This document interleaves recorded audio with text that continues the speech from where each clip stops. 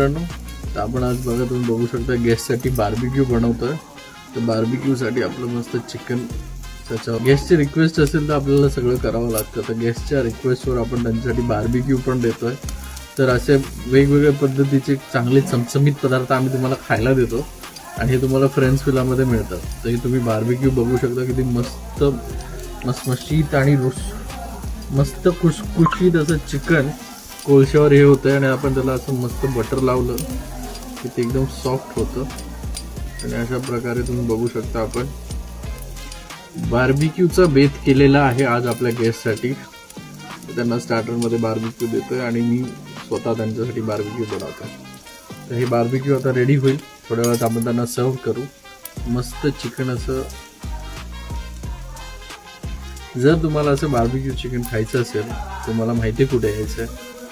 तुम्ही फक्त फ्रेंड्स विलामध्ये यावं लागतंय. नाद करते काय, यावंच लागतंय.